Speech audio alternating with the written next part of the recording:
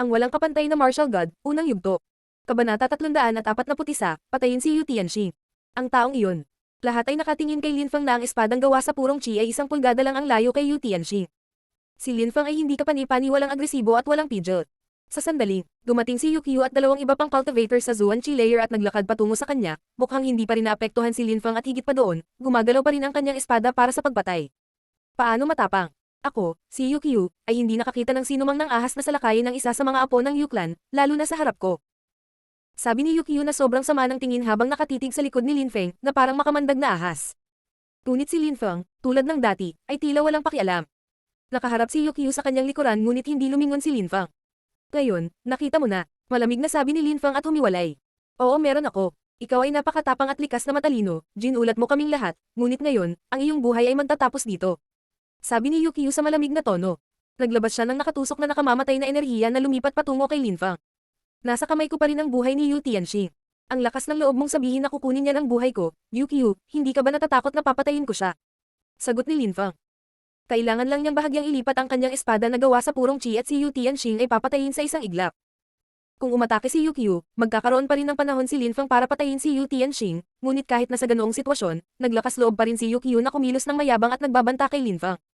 Hindi ako takot. Kung papatayin mo siya, ang iyong pamilya at mga kaibigan ay mamamatay na kasama mo. Bubunutin sila hanggang sa wala nang nag-iisang inapo ang Maiwan.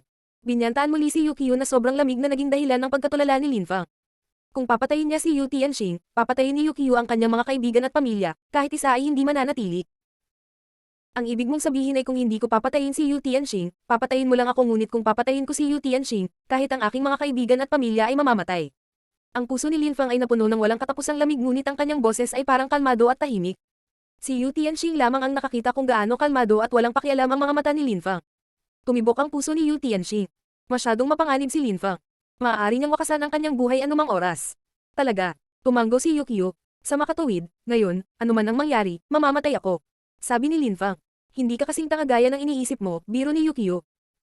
Sa araw na iyon, anuman ang mangyari, hindi niya hayaang mabuhay si Lin Feng, hindi siya papayag ang umalis doon ng buhay.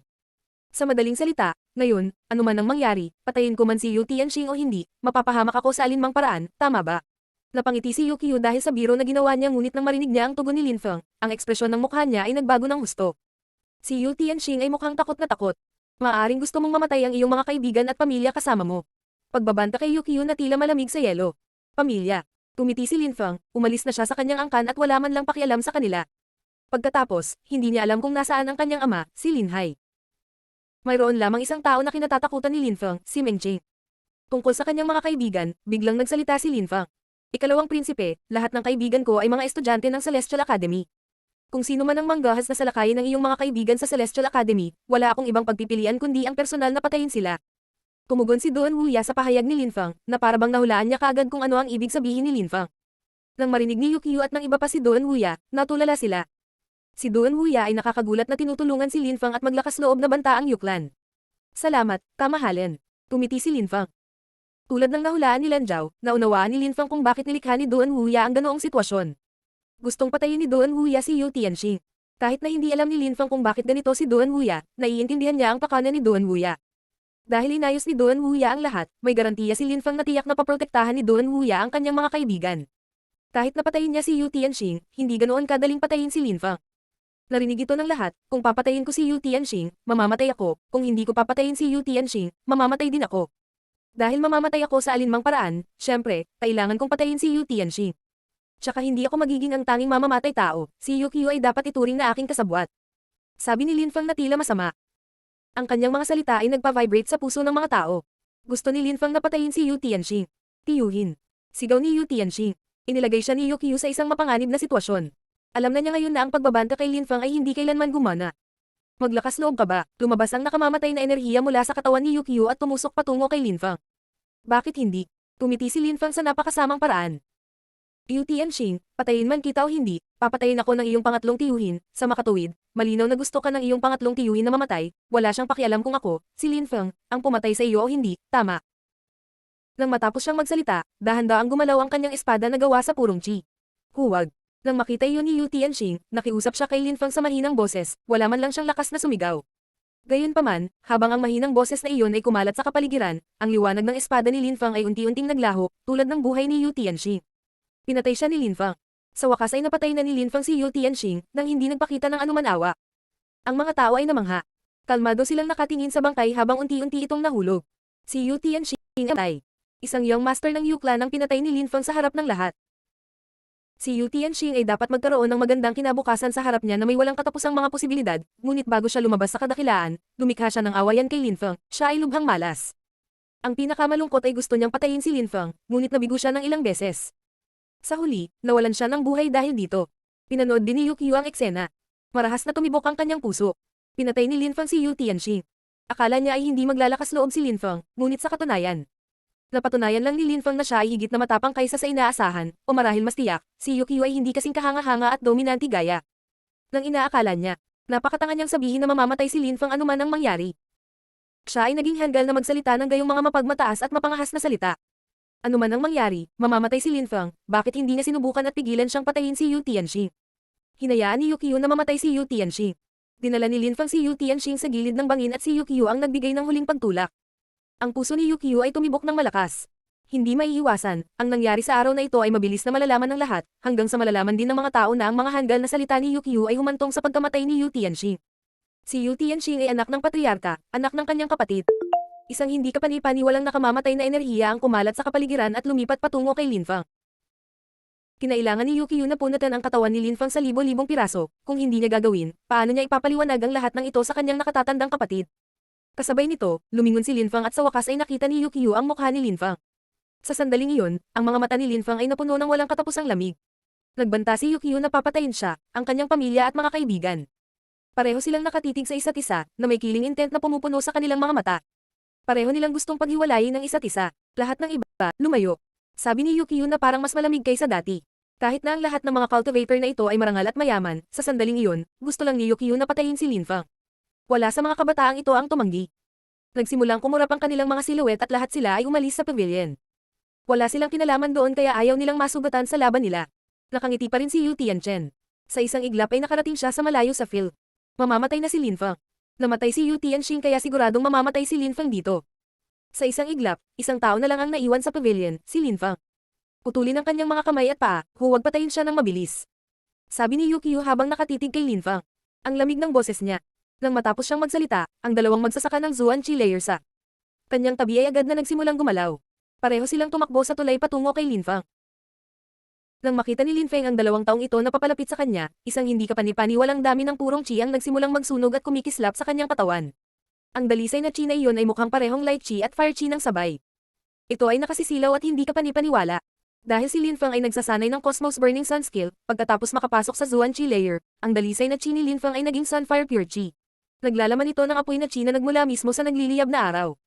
Ang pinaka-nakakatakot na bahagi ay hindi lamang nakasalalay sa mapangwasak na kapangyarihan ng chi, kundi pati na rin sa katotohanang maaari nitong sunugin ng mga tao sa isang iglap.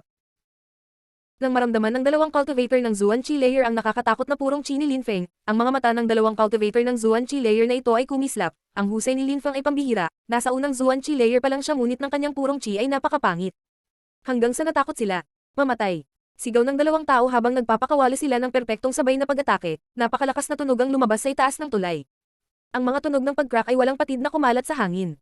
Bukod pa rito, ang pavilion kung saan dahan-dahang nawasak si Lin Feng na parang anumang oras ay maaaring gumuho sa kanya. Kasabay nito, ang dalawang magsasaka ng Zuan Qi layer ay itinapon ang kanilang mga sarili kay Lin Feng. Tumiti si Lin Feng, gusto nilang pilitin siya sa isang kritikal na sitwasyon. Nagsimulang maglakad si Lin Feng at tumama sa lupa. Sa isang iglap, nabasag ang tulay na naging dahilan upang mawalan ng lakad ang mga kalaban sa isang segundo, gayunpaman, kaagad pagkatapos nilang magpatuloy patungo sa Lin Feng. Gayunpaman, ginamit ni Lin Feng ang counterforce na nalikha mula noong siya ay tumatak sa lupa at tumalon sa hangin, pagkatapos nito ay kumalat ang mabibigat na ingay sa kapaligiran habang ang pavilion ay nagsimulang masira. Si Lin Feng ay may selyo ng araw sa kanyang katawan. Pagkatapos, isang hindi kapani-paniwalang nakakapasong mainit na enerhiya ng espada ang nagsimulang punan ang kapaligiran. Ang walang kapantay na martial god, unang yugto. Kabanata 342, nakasisilaw na espada. Itinaas ng mga tao ang kanilang mga ulo at tumingin kay Lin Feng sa hangin. Nakakasilaw ang liwanag sa paligid ng kanyang katawan kaya hindi nila siya makita ng malinaw. Nakakatakot. Naisip ang mga tao sa karamihan habang tumitibok ang kanilang mga puso. Ang espada ni Lin Feng ay kasing liwanag ng araw, ito ay nakasisilaw at pakiramdam na maaari itong mag-apoy sa kapaligiran.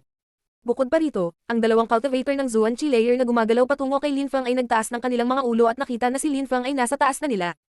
Naisip ang mga tao sa karamihan habang tumitibok ang kanilang mga puso, ang liwanag na iyon ay hindi nila magawang idilat ang kanilang mga mata, ito ay masyadong maliwanag. Napapaso na espada, sabi ni Lin Feng. Kaagad pagkatapos, ang espada ni Lin Feng ay naglalaman ng nakakapasong liwanag ng araw, na ikinamangha ng karamihan. Napakainit, nakakasilaw at marahas. Walang sino man ang makatingin sa espadang iyon. Noong nakaraan, pinagmamasdan ni Lin Feng ang araw at lumikha ng tatlong kasanayan sa espada, ang Sword of the Rising Sun, na naglalaman ng kapangyarihan ng pagsikat ng araw. Pagkatapos, nandoon ang kanyang Scorching Sword na may ningning ng nakakapasong araw sa tanghali at sa wakas, nandoon ang kanyang Sword of the Setting Sun na may maputlang kinang ng paglubog ng araw. Bukod, sa mga araw na ito, natutunan ni Lin Feng ang kasanayan sa Cosmos Burning Sun na nakatulong sa kanya na ipakita ang kapangyarihan ng araw sa mas mataas na antas. Sa sandaling iyon, napakasilaw ng kanyang espada dahil sa kanyang Cosmos Burning Sun skill at sa kanyang Scorching Sword skill, nailabas din niya ang kanyang sword energy, ang resulta ay isang hindi kapani-paniwalang nakakasilaw na espada. Scorching Sword. Tumibok ang puso ng mga tao. Kaagad pagkatapos, ipinikit nila ang kanilang mga mata, ang espada ni Lin Feng ay masyadong nakasisilaw, hindi nila magawang tumingin ng diretso sa espada. Sa kanilang isipan, umalingaw ang mga salita ni Lin Feng. Si Lin Feng ay sobrang nakakatakot, hindi sila nang ahas na tumingin ng diretso sa kanya o sa kanyang espada. Ang dalawang cultivator ng Zuan Chi layer, na nagmamadali patungo kay Lin Feng, ay nagsimulang manginig ng marahas. Sila ay bahagyang pinaikit ang kanilang mga mata ngunit hindi pa rin sila makatingin ng diretso sa espada ni Lin Feng. Gayunpaman, malinaw nilang naramdaman na ang nakapasong na sword ni Lin Feng ay bumababa patungo sa kanila. Isang hindi kapani-paniwalang pakiramdam ng panganib ang kumalat sa kanilang mga puso. Pareho silang tumigil sa paglipat patungo kay Lin Feng at isang hindi kapani-paniwalang purong chi ang pinakawalan para harangin ang espada. Gayunpaman, ang purong chi na iyon ay agad na nawasak nang bumangga ito sa nakapaso na espada ni Lin Feng, naglalabas lamang ng maliliit na ingay habang sinisira nito ang purong chi. Sa hangin, binalot ng liwanag ni Lin Feng's Scorching Sword ang dalawang cultivator ng Zuan Chi layer at Lin Feng.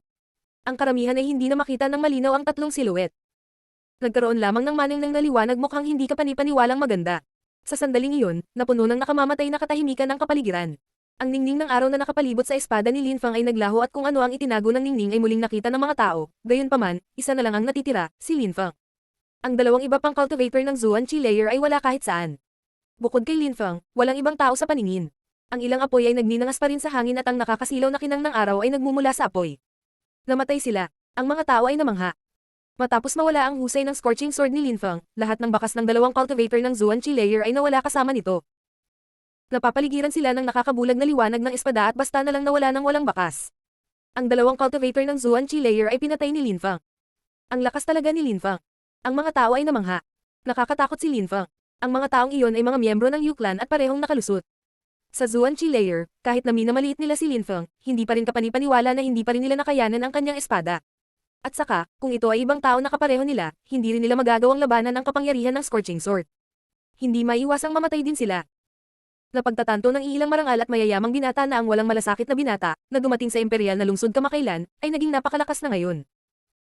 Siya ay naging napakalakas na kung sino man ang nagunjok sa kanya, hindi siya nag-atubiling patayin ang mga ito. Si Yu Tianxing, isang direktang inapo ng Yu Clan, ay namatay. Pagkatapos, dalawang cultivator ng Zuan Chi layer mula sa Yu Clan ay napatay sa isang iglap. Hindi lang ang mga tao ang nagulat, ganoon din ang nararamdaman ni Yu. Kiyo at blanco siyang nakatitig kay Lin Feng. Ilang sandali bago, ang dalawang magsasaka na ito ay nasa pangalawang layer ng Zuan Chi. Direkta silang nasa ilalim ng kanyang kontrol, kahit si Yu Tianxing ay walang autoridad sa kanila. Naisip ni Yu Qiu na sa pamamagitan ng pag-asa sa dalawang taong ito, madali niyang maaalis si Lin Feng, akala niya ay isang simpleng gawain ito ngunit sa huli, ang katotohanan ay hindi kasing simple noon, nagpadala siya. Dalawang cultivator ng Zuan Chi layer para patayin si Lin Feng at namatay sila sa loob ng Scorching Sword light na iyon. Si Yu Qiu ay hindi nagkaroon ng kahit isang pagkakataon para mamagitan at iligtas sila. Kailangang mamatay ang batang iyon. Pinaikit ni Yu Qiu ang kanyang mga mata, ang kanyang nakamamatay na enerhiya ay lumalakas at lumalakas. Nagbanta na si Lin Feng sa kanya at sa ang mga likas na kakayahan ni Lin Feng ay napakapangit at higit pa sa tao. Noong nakaraan, sa Celestial Academy, tinulungan ni Yu Qiu si Heimo nang lumaban siya kay Lin Feng ngunit sa oras na iyon, hindi naging madali para kay Lin Feng na talunin si Heimo. Noon, si Lin Feng ay nakalusot lang. Hanggang sa ika-6 na layer ng Ling China, sa mga mata ni Yu Qiu, ay wala. Dati ay itinuturing niya si Lin Feng bilang isang maliit na insekto, ngunit sa sandaling iyon, hindi gaanong oras ang lumipas at nagawa na ni Lin Feng na patayin ang dalawang malalakas na cultivator na laging nasa tabi niya. Kung hindi niya papatayin si Lin Feng, sa loob ng ilang taon, magiging mas nakakatakot siya. Tinapakan ni Lin Feng ang kanyang espada na gawa sa purong chi. Nakatayo siya sa hangin at nakatingin kay Yu Qiu, pagkatapos ay sinabi niya, malamig at hiwalay. Ayaw mo bang putulin ang aking mga kay at paa? Bakit hindi ka pumunta para atakihin ako? Nang matapos magsalita si Lin Feng, ang puso ng mga tao ay marahas na kumikibot. Si Lin Feng, gaya ng sabi-sabi, ay lubhang. Walang takot. Nakatayo siya sa hangin, walang takot na nakaharap kay Yukio, ang lakas ng labanan ay nag-aalab sa kanyang katawan at inaanyayahan niya si Yukio na lumapit at lumaban. Napagtanto lang ng karamihan na, mula sa simula hanggang sa wakas, si Lin Feng ay hindi kailanman natakot kay Yukio. Kaya lang, ang Yuklan ay masyadong mayabang upang maniwala na si Lin Feng ay matatakot sa kanila at hindi maglalakas loob na kumilos laban sa kanila, kaya naman patuloy nilang binyantaan si Lin Feng. Si Yukio, nang maunawaan niya na ang buhay ni Yu Tianxing ay nasa mga kamay ni Lin Feng, ay patuloy na nagbanta kay Lin Feng na naging dahilan ng pagkamatay ni Yu Tianxing. Ang mga kalamnan ng mukha ni Yukio ay ganap na matigas, siya ay natulala. Nakakagulat na hinahamon siya ni Lin Feng. Kahit na, sa kanyang grupo ng mga kaibigan, isa siya sa pinakamahina, nakalusot pa rin siya sa ika-4 na layer ng Zuanqi. Nangangahulugan iyon na kapag naglalakad sa Imperial City, ang mga taong maaaring talunin siya ay napakabihirang at ang mga maaaring ay napakalakas at maimpluwensyang mga tao. Ngunit sa sandaling iyon, nakakagulat na hinahamon siya ni Lin Feng habang nakatingin sa kanya mula sa langit. Napahiya si Yukio. Ito ay isang matinding kahihiyan. Gusto mong mamatay. Sabi ni Yukio na tila malamig sa yelo. Itinaas niya ang kanyang ulo at tumingin kay Lin Feng at sinabi, "Ngayon, pinatay mo ang isa sa mga inapo mula sa aking angkan, sinabi ko na sa iyo, lahat ng iyong mga kaibigan at pamilya ay mamamatay, kahit na maprotektahan sila ng pangalawang prinsipe sa ilang sandali, hindi siya naruroon upang protektahan sila magpakailanman. Hanggat umiiral ang Yuklan, ito ang magiging pinakamasamang bangungot para sa sinumang malapit sa iyo." Si Lin Feng ay nakatingin kay Yukio at sumagot. Pagkatapos ng mga salitang kasasabi mo pa lang, kapag ako, si Lin Feng, umalis dito ngayon, sa Yuklan, ako ang magiging pinakamalaking panganib at hindi ako titigil hanggat hindi ito lubusan. Tinanggal sa mundong ito. Sa tingin mo ba magkakaroon ka ng pagkakataong makatakas ng buhay? Isang hindi kapanipaniwalang nakamamatay na chi ang lumabas mula sa katawan ni Yukio at naging puting liwanag na kumikislap sa hangin. Sa sandaling iyon, nakatayo si Yukio sa isang bagay na parang bundok. Nang maramdaman ni Lin Feng ang nakamamatay na chi, naglabas din siya ng ilang nakamamatay na kapati na rin ang ilang enerhiya ng labanan na nagsimulang mag-apoy sa kanyang katawan. Nakatuon lamang si Lin Feng sa labanan, kailangan niyang bigyan ito ng buong atensyon. Medyo natakot din siya, buti naman basta hindi nakakagawa ng hadlang.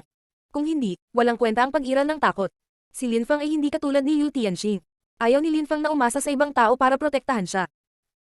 Nais lamang niyang umasa sa kanyang sarili, ngunit upang mailigtas ang ibang tao, kailangan niyang magkaroon muna ng kapangyarihang iligtas ang kanyang sarili. Natuklasan ng karamihan na si Lin Feng ay napaka-inspirado, mayroon siyang hindi kapanipaniwalang determinasyon, mas gugustuhin niyang mamatay kaysa sumuko, kahit na hindi siya kasing lakas ng kanyang kalaban, hindi siya susuko. Ang pagmamataas at pagmamataas ni Yu Tianxing ay mababaw, si Lin Feng ay may katapangan na nakaukit sa kanyang mga buto. Walang silbi.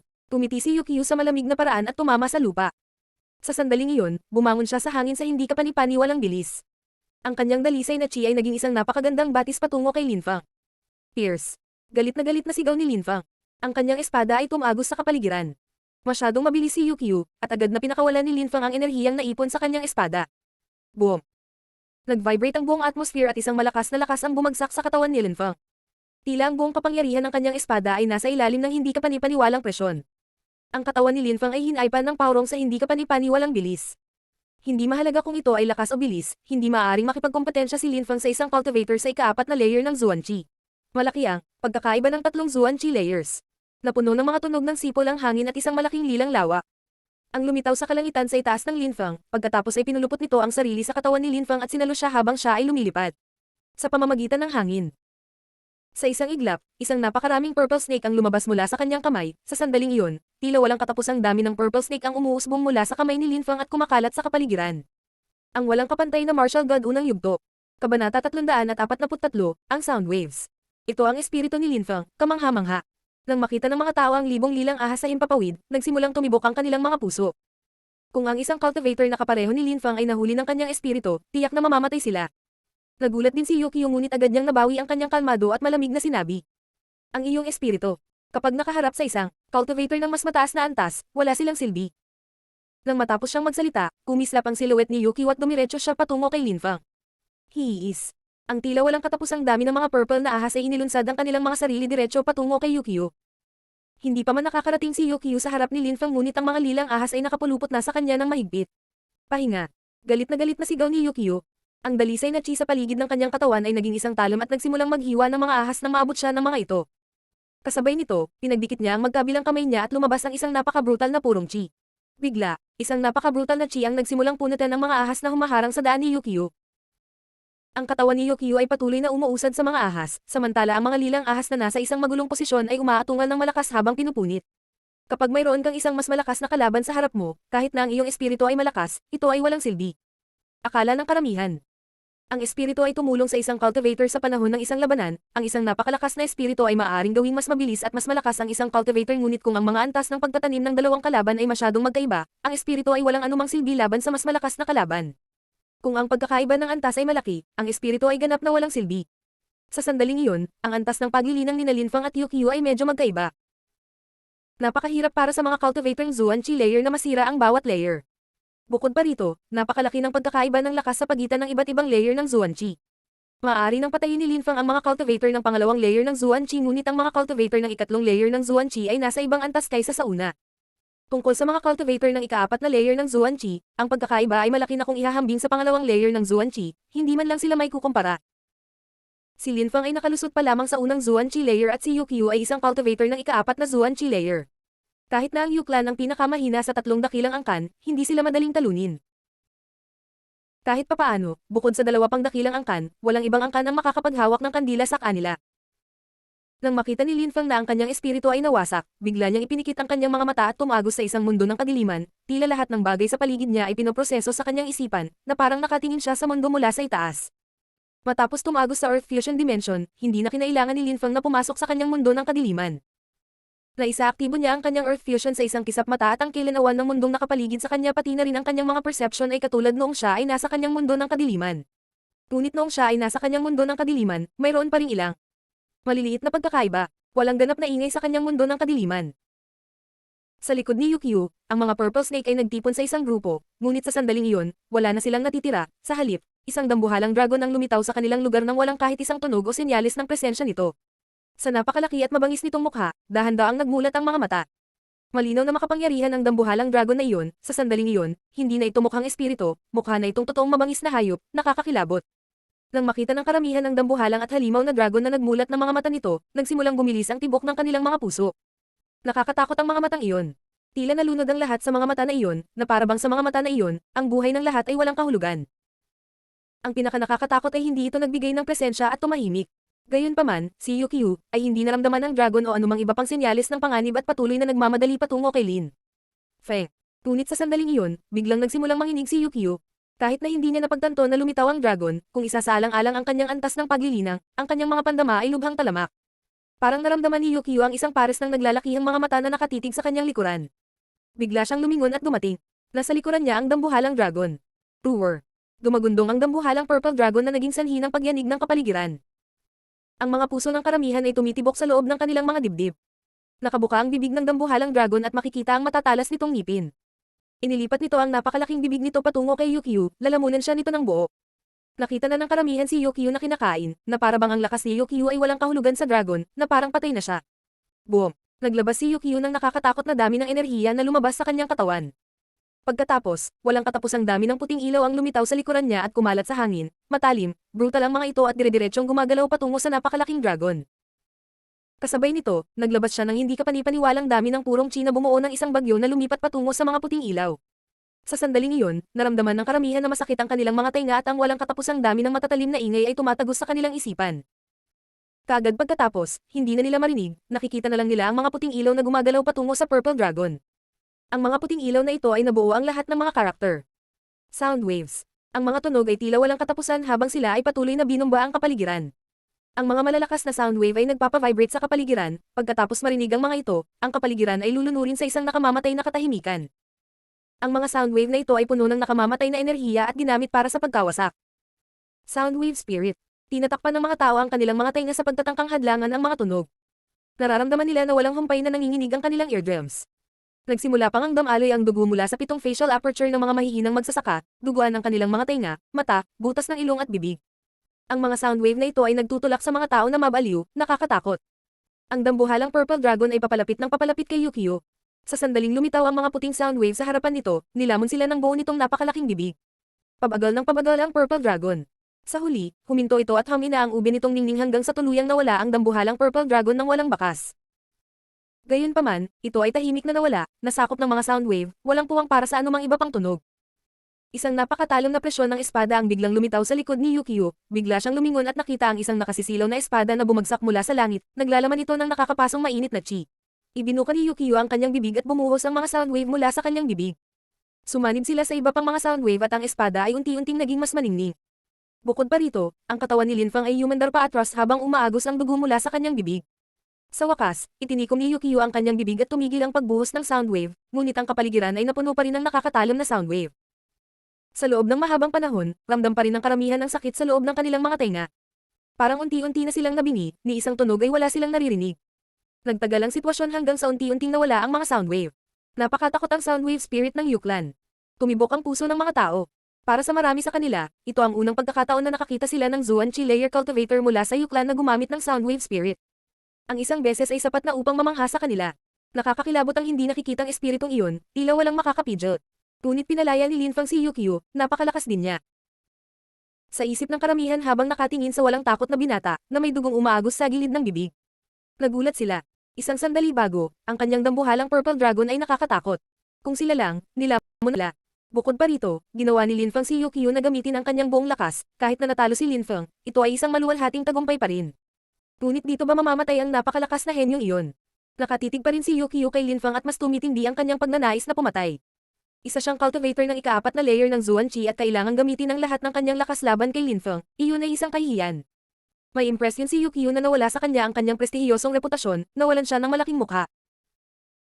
Kinasusuklaman ng Yuklan si Linfang at si Yukio ay pinahiya lang ni Linfang, ang tanging paraan para ayusin ang sitwasyon ay ang patayin si Linfang. Nakatitig din si Linfang kay Yukio. No wonder kaya niyang umatake gamit ang lakas ng sigaw niya, may sound wave spirit siya. Ang espiritu ng Yuklan ay ang Soundwave Spirit, kahit na ito ay hindi kasing lakas ng Silver Spirit ng Duan Clan, ito ay napakalakas din. Ito ay isang nakakatakot na makapangyarihang espiritu. Linfang, tandaan mo na hindi ka mamamatay mag-isa. Papatayin ko rin lahat ng taong mahal mo, sabi ni Yukio na parang demonyo. Kaagad pagkatapos, ibinuka niya ang kanyang bibig at muling naglabas ng kanyang soundwave. Pagkatapos magsalita, tila ang mga soundwave ni Yukio ay naging kasing talas ng mga talam. Bukod dito, halos imposibleng makaiwas sa isang sound attack, agad itong bumagsak sa eardrums ni Linfang kaya napaungol siya sa sakit. Sa antas ng cultivation ni Linfang, imposible para sa kanya na harangin ang napakalakas na sound wave attack. Ang walang kapantay na martial god, unang yugto. Kabanata 344, ang hindi kapanipaniwalang celestial book. Kuya, sumigaw si Duan Xinye kay Duan Wuya nang makita niyang nasa panganib si Linfang. Siya ay mukhang labis na nag-aalala. Walang mangyayari, sabi ni Duan Wuya habang nakatitig sa mga silhouette na naglalaban sa langit.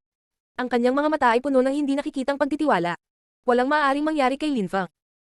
Si Zhu Wuqing ay bumalik sa Zuyu, kung si Linfang ay napatay sa Lovesick Forest, nangangahulugan ito na si Duan Wuya ay bulag.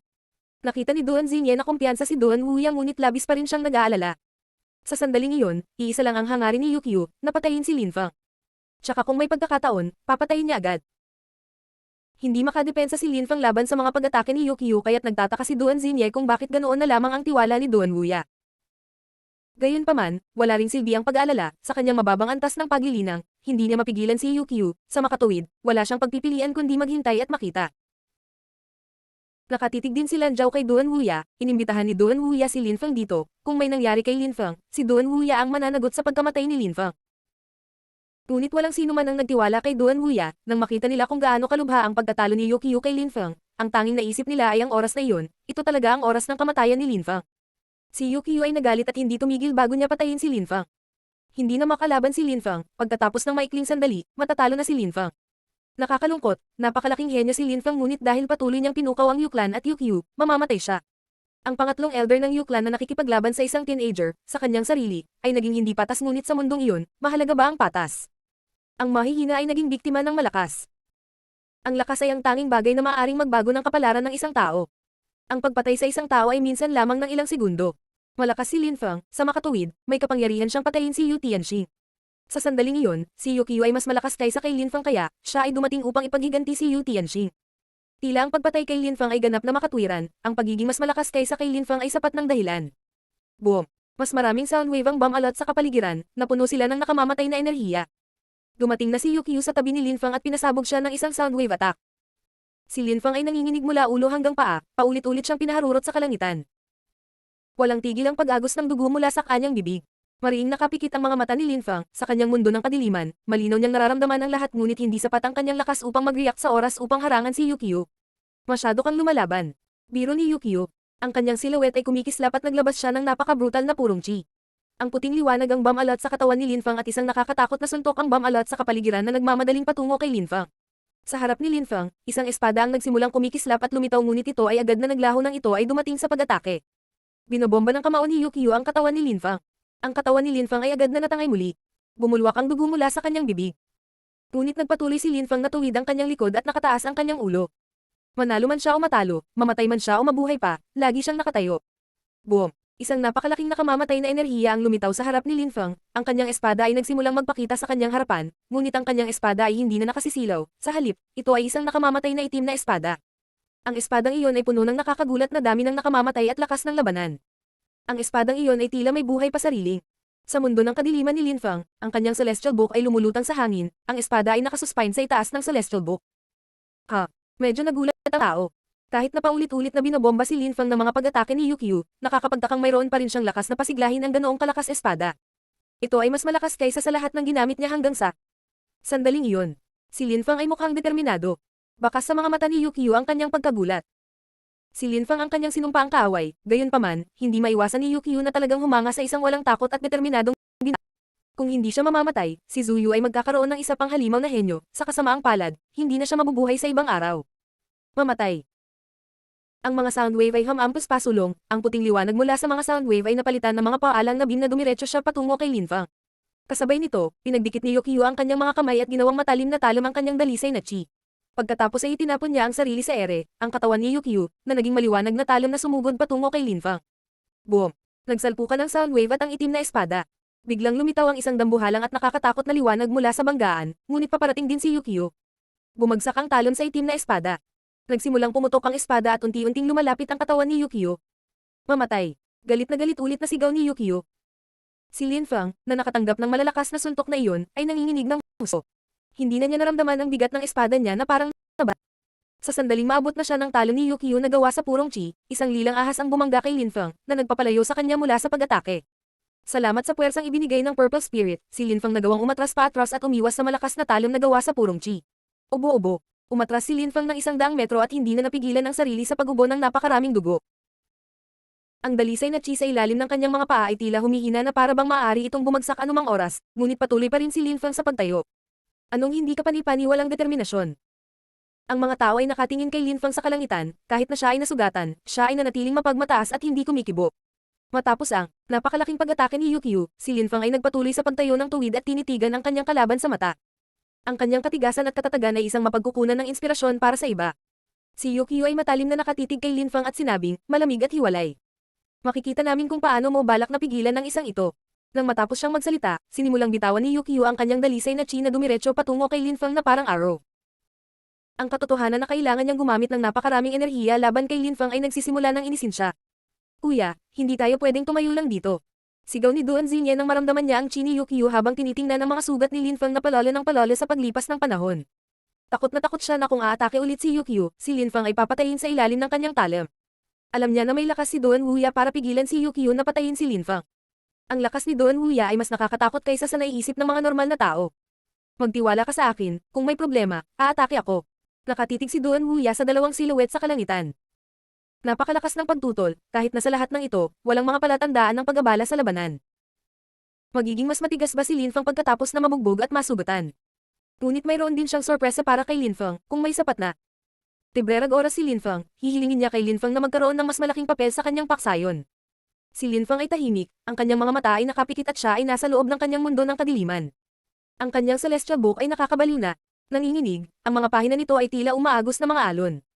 Naramdaman ni Linfang na sinusubukan ng celestial book na magbukas ng bagong pahina. Si Linfang ay ganap na nakatuon sa kanyang libro, walang ibang makaabala sa kanya mula sa libro. Ang liwanag ay nagiging mas maliwanag at mas maliwanag. Lalong nanginginig din ang libro na para bang may bagong pahina na magbubukas. At saka, sa labas, mukhang ayaw na ni Yukio na bigyan pa ng pagkakataon si Linfang. Nakatitig siya kay Linfang habang pinupuno ng kanyang malakas na enerhiya ang kapaligiran. Sa pagkakataong ito, mamatay ka, sigaw ni Yukio na tila malamig sa yelo. Itinaas niya ang kanyang kamay at naglabas ng isang brutal na chi. Muli niyang inihagis ang sarili kay Linfang. Sa pagkakataong ito, si Linfang ay papatayin sa lugar. Hindi bibigyan ni Yukio si Linfang ng anumang iba pang pagkakataon. Nang makita ng mga tao ang napakalaking pag-atake ni Yukio at si Linfang na hindi nag-react, isa lang ang naisip nila, mamamatay na si Linfang. Kinailangan niya ng oras para pigilan ang pag-atake ni Yukio. Linfeng, mamatay ka. Galit na sigaw ni Yukio nang makita niyang hindi nagre-react si Linfeng, ngunit sa sandaling iyon, isang matalim na tunog ng pagsipol ang kumalat sa kapaligiran, hindi ito masyadong malakas ngunit ito ay napakatalim, na ikinagulat ni Yukio na nagkaroon ng feeling niya na tusok lang siya ng karayom. Ha? Tumingon si Yukio at agad na nakakita ng liwanag na parang makulay na laso at dumiretso sa kanya. Ang malambot at nababaluktot na bagay na iyon ay tila isang matalas na sandata, tulad ng isang nakamamatay na nakatagong sandata, bukod pa sa ito ay napakabilis. Ano ang nangyayari? Napatulala si Yukio. Hindi niya maasikaso si Linfeng sa sandaling iyon kaya binago niya ang trajectory ng kanyang kamay at itinutok ang liwanag na patungo sa kanya. Boom! Ang katawan ni Yukio ay itinulak pabalik. Ang liwanag ay umiikot sa mga bilog na parang bagyo. Whoosh! Isa pang tunog na ikinagulat ng mga tao. Tumingin sila sa likod ni Yukio at nakitang may ilan pang mga ilaw na lumilitaw mula sa kagubatan ng kawayan at lumilipat patungo sa kanya sa bilis ng kidlat. Naramdaman din ito ni Yukio at nagulat siya. Agad, siyang bumalik sa kabilang direksyon. Sa magkabilang gilid niya, may ribbon, ang tanging nagawa niya ay umatras. Ngunit hindi pa gaanong gumagalaw si Yukio nang lumitaw ang dalawa pang ilaw mula sa kung saan at agad ding lumipat patungo kay Yukio. Napapaligiran si Yukio ng mga ilaw na ito na parang mga laso. Kaagad pagkatapos, siya ay ganap na napalibutan at ang lahat ng mga ilaw na ito ay gumagalaw patungo sa kanya. Tila ang bawat posibleng paggalaw ay tiyak na kamatayan. Ano ang nangyayari? Sino ang kumokontrol sa mga laso na ito? Nakakatakot sila. Marahas na tumibok ang puso ng mga tao. Ang mga taong nang ahas na nagdulot ng gulo sa Lovesick Forest ay napakabihirang sa sandaling ito, may apat na makukulay na laso na kinokontrol, na tahimik na umatake, ibig sabihin ba ay apat na malalakas na magsasaka ang lumitaw sa Lovesick Forest. Ang walang kapantay na martial god, unang yugto. Kabanata 345, pinagbawalan. Sino? Galit na sigaw ni Yukio. Ang mga makukulay na laso ay napapalibutan mula sa lahat ng apat na direksyon at nakaturo sa kanya na parang mga palaso. Sila ay mas matalas pa sa mga palaso at pinipilit siyang umatras. Kung gusto niyang umiwas, lumipad lang siya sa langit. Walang sumagot kay Yukio, mayroon lamang itong apat na laso na nagbigay ng nakakasilaw na liwanag na umaatake sa kanya. Si Yukio ay lumipat ng mas mataas sa kalangitan upang maiwasan ang nakamamatay na mga laso. Kaatsa! Tumitaw ang mga tunog ng pag-crack, ang apat na laso na ito ay nakakagulat na bumagsak sa isa't isa ng walang pag-aalinlangan, ngunit ang mga tao ay namangha, ang mga laso na ito ay nag-crack at nag-transform sa mas maraming mga laso, ang mga ito ay hindi magulo, pagkatapos ay agad silang lumipat sa himpapawid patungo kay Yukio. Ang buong kapaligiran ay biglang napuno Jim Galasso, ito ay isang napakagandang tanawin upang pagmasdan. Boom! Nag-aapoy sa galit si Yukio. May nakakagulat na ng ahas na hamarang sa kanya at atakihin siya habang sinusubukan niyang patayin si Linfeng. Sa sandaling iyon, hindi makita ni Yukio kung sino ang umaatake sa kanya at hindi niya magagamit ang kanyang mga sound wave ng walang layunin ng walang target. Lumabas ka dito. Sumigaw si Yukio ng sobrang agresibo. Ang kanyang dalisay na chi ay naging isang matalas na sandata na dumiretso sa mga ilaw na ito na nakapaligid sa kanya. Ang mga sound wave ay walang tigil na kumakalat sa kapaligiran ngunit ang mga makukulay na laso ay lalong gumaganda. 10 laso ay nag-transform sa 100 at napuno ng liwanag ang buong kalangitan. Lahat sila ay hindi kapani-paniwalang makulay tulad ng mga bulaklak na namumulaklak na ang mga talulot ay bumabalot sa katawan ni Yukio. Napakapangit na kakayahan sa pagkontrol. Naisip ng mga tao sa karamihan na ang mga puso ay kumikibot. Hindi nila makita kung sino ang umaatake kay Yukio ngunit napakalakas ng kaaway na iyon, hindi man lang makalaban ni Yukio ang napakaraming makukulay na ribbons. Sa ilalim ng mga paa ni Yukio, mayroong isang eleganteng purong chi na nagtulak sa kanya sa hangin sa hindi kapani-paniwalang bilis, halos sa isang kisap mata. Gayunpaman, kahit na napakabilis ni Yukio, tila mas mabilis pa sa kanya ang mga makukulay na ilaw na ito. Sa isang iglap, mabilis siyang napalibutan ng mga laso. Ang mga tao sa lupa ay namangha. Hindi na nila makita si Yukio. Naabutan siya ng mga laso at buo ang bomb alot sa kanyang katawan. Hindi makita ng karamihan ang nangyayari sa loob ng makukulay na laso. Namutla ang mukha ni Yukio nang makita niya ang lahat ng kulay sa kanyang katawan. Alam niyang wala na siyang pagkakataong tumakas. Ang kanyang binagong purong chi sa isang matalim na sandata na agad na gumalaw patungo sa mga laso, umaasa siyang maputol ang mga ito at mabuksan ang daan. Krr! Ang dalisay na chi ni Yukio ay pinutol ang ilan sa mga laso, ngunit kaagad pagkatapos, ang mga laso ay nagsanib at ganap na bomb alot sa katawan ni Yukio. Isang makulay na globo ng mga ribbon ang nakitang lumulutang sa hangin, ang katawan ni Yukio ay nasa loob ng globo na iyon. Kasabay nito, ang globo na iyon ay bumababa, kung saan mismong ang mga laso ay nakapalibot kay Yukio. Ang mga tao ay nakatingin sa makulay na globo na iyon at nakakita ng walang tigil na kumikislap na mga ilaw. Tsaka may gumagalaw pa sa loob. Halatang si Yukio ang nahihirapan sa loob ng globo. Sino ang nasa likod ng malakas na pag-ataking iyon? Ang mga tao ay natulala. Sa isang iglap, nagawa ng taong iyon na pilitin si Yukio na maging bilanggo ng globo na iyon, napakalaking kapangyarihan. Sa sandaling iyon, sa lokasyon kung saan lumitaw ang bawat laso, lumitaw ang mga siluet, ang mga siluet ay lumipat patungo sa globo, na nagpasimangot sa karamihan. May 4 na makukulay na ribbon, bawat isa ay may iba't ibang tao na may hawak na iba't ibang laso. Ang kanilang mga mukha ay natatakpan ng pinong gasa at ang kanilang mga buhok ay lumilipad sa hangin. Nakapagtataka, lahat sila ay babae. Lahat sila ay humahatak sa mahahabang makulay na mga laso upang lapitan ang globo. Ang paraan ng kanilang paggalaw sa himpapawid ay nagmukha silang mga celestial na nilalang. Maraming mga tao ang nag-iisip na ito ay mukhang napakapanaginip. Habang ang karamihan ay wala sa isip na parang sa isang panaginip, ang apat na silhouette ay nakarating na sa globo, pagkatapos ay inilagay nila ang kanilang magagandang payat at mapuputing mga kamay sa ibabaw. Kaagad, isang kakilakilabot na hiyaw ang tumagos sa kapaligiran, si Yukio ay halatang pinagmulan ng hiyaw na iyon. Si Yukio ang bilanggo ng globo na iyon at kinailangang magtiis ng apat na napakalakas na pag-atake sa parehong oras. Walang nakakaalam kung sino ang apat na babae ngunit sinaktan sila ni Yukio at inatake nila siya ng walang kaunting awa. Bukod dito, ang ibang mga tao na naruroon sa Lovesick Forest ay mukhang tuliro.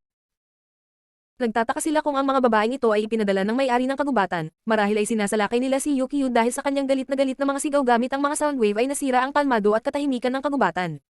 Gayunpaman, ang karamihan ay hindi pa nakatagpo ng may-ari ng Lovesick Forest. Sinabi ng mga alingaungaw na sila ay palaging naroroon, gayunpaman, sila ay naninirahan sa isang ipinagbabawal na lokasyon sa loob ng kagubatan. Wala umanong makapasok sa bawal na lugar na iyon at hindi rin lumalabas ang may-ari. Hinatak ni Yu Tianchen ang mahabang mukha. Paano ito nangyari? Miyembro siya ng Yu Clan, syempre, alam niya kung sino ang may-ari ng Lovesick Forest. Paano nila masisira ang napakagandang sandali para kay Yu Tianchen, noon pa man ay gusto na niyang makitang mamatay si Lin Feng. Si Lin Feng ay kalahating hakbang na lamang mula sa pagpatay, ngunit ang apat na babaeng ito ay lumitaw ng wala saan at nagkaroon agad na inatake si Yukio. Nag-iisip si Yu Tianchen kung nagawa ba nila iyon na protektahan si Lin Feng. Ano ba talaga ang nangyayari? Si Duan Wuya lang ang nakakaalam kung ano ang nangyayari. Naintindihan din niya ang ibig sabihin ng lahat ng ito, sa wakas ay nakalabas na siya at sa wakas ay umatak na. Nangyayari ang lahat tulad ng inaasahan at plano niya. Pinatay ni Lin Feng si Yu Tianxing gayon din ang dalawang malalakas na cultivator ng Zuan-Chi layer na kabilang sa Yu Clan. Pagkatapos ay gusto ni Yukio na patayin si Lin Feng. Si Lin Feng ay naging sinumpaang kaaway ng Yu Clan kaya hindi sila titigil hanggat hindi nila kikitil ang kanyang buhay. Tila tiyak na mamamatay si Lin Feng, ngunit lubos na alam ni Duan Wuya ang katotohanan na habang siya ay naririto, sino ang maglalakas loob na subukang patayin si Lin Feng. 18 taon na ang nakalipas, siya ay tulad ng napakahusay na magsasaka ng Duan Clan, isa rin siya sa mga pinaka-nakasisilaw na henyo ni Zuyu. Sa sandaling iyon, ang henyo ng Duan Clan ay nakatago na sa kaibuturan Imperial Palace na kumokontrol sa lahat. Gayunpaman, walang nakakaalam kung nasaan siya ay naging isang alamat. Sa kasamaang palad, ang kanyang asawa ay nasild ng Duan Clan, kung hindi, ang Yu Clan ay walang kapangyarihan na labanan sila. Sa kapaligiran, isang napakalaking chi ang umuusbong. Naputol ang makulay na globo at naputol ang mga makukulay na laso sa maliliit na piraso. Muling lumitaw si Yukio sa larangan ng paningin ng mga tao. Gayunpaman, sa sandaling iyon, tila iba si Yukio kumpara kanina. Ilang sandali bago, si Yukio ay sobrang agresibo at gustong patayin si Lin Feng. Ngunit sa sandaling iyon, ang katawan ni Yukio ay natatakpan ng mga sugat at ang kanyang chi ay mahina. Isa pa, ang liwanag sa kanyang mga mata ay naging mapatla na dahilan para magmukha siyang simple-minded. Blanko siya nakatingin sa malayo pero mukhang hindi pa rin bumitiw na sumuko. Ang tanga niya dahil hindi niya pa rin alam kung bakit niya napukaw ang galit ng mga babaeng ito. Kinailangan niyang tiisin ang apat na pag-atake ng sabay-sabay. Hindi siya nagbitiw para sumuko dahil siya ang prestihiyosong ikatlong elder ng Yu Clan at isang malakas na cultivator sa ika-4 na layer ng Zuan-Chi. Gayunpaman, ang kanyang cultivation ay baldado ng 4 na makapangyarihang babae ng Zuan-Chi layer. Hindi niya alam ang dahilan kung bakit napilayan ang kanyang cultivation. Sa sandaling iyon, naramdaman na lang ni Yukio na gumuho ang kanyang mundo sa paligid niya, tila pinabayaan niya ang kanyang isip para mawalan ng pag-asa. Ang mga kamay at paa ni Yukio ay nakatali pa rin ng mga makukulay na laso. Sa sandaling iyon, ang 4 na magaspang at magagandang silhouette ay nakipagkamay at sa isang iglap, ang katawan ni Yukio ay itinapon sa abot tanaw. Sabay na sabi nung 4 na babae. Mula ngayon, lahat ng miyembro ng Yu Clan ay pinagbawalan na pumasok sa Lovesick Forest, kung magtangka sila ng kahit kalahating hakbang papasok sa kagubatan, sila ay papatayin dahil sa kanilang kasalanan. Habang nag-uusap, sabay-sabay na kumikislap ang 4 na silhouette na wala sa kagubatan ng kawayan. Sa isang iglap, wala na sila. Sa himpapawid, ang mga sirang makukulay na laso ay walang lakas pa rin kamakaway sa hangin na parabang ang 4 na silhouette na ito ay naiisip lamang. Mula sa araw na iyon, pinagbawalan ng Yu Clan na pumasok sa Lovesick Forest. Malinaw, pinatunayan ng mga salitang ito kung sino ang 4 na babaeng ito. Kinatawan nila ang may-ari ng Lovesick Forest at ang namamahala sa pagpapalong sa Yu Clan na sila ay pinagbawalan na bumalik sa kagubatan. Hindi lang ang cultivation ni Yukio ang nabaldado kundi ang buong Yu Clan ay pinagbawalan na muling pumasok sa Lovesick Forest. Kung nilabag nila ang panuntunang iyon, sila ay papatayin. Boom! Marahas na bumagsak ang katawan ni Yukio sa lupa at sumambulat ang dugo sa hangin. Ang kanyang buong katawan ay wasak. Si Yukio ay blanko na nakatitig sa mga nawawalang silhouette at sumisigaw ng may kalungkutan at galit. Bakit? Bakit? Walang sasagot sa tanong niya. Hindi rin maintindihan ng karamihan ang nangyari. Hindi nila naintindihan kung bakit marahas na inatake si Yukio at kung bakit pinagbawalan ng Yu Clan na pumasok. hindi kaya dahil nilabag ni Yukio ang kalmado at katahimikan ng kagubatan. Ngunit pinatay ni Linfang si Yu Tianxing at walang gumawa ng anuman. Gayunpaman, si Linfang ay walang malasakit na nakatayo sa hangin. Nakapikit ang mga mata niya na parang walang nangyari. Maraming tao ang nagulat sa eksenang ito, may kinalaman ba ito kay Linfang?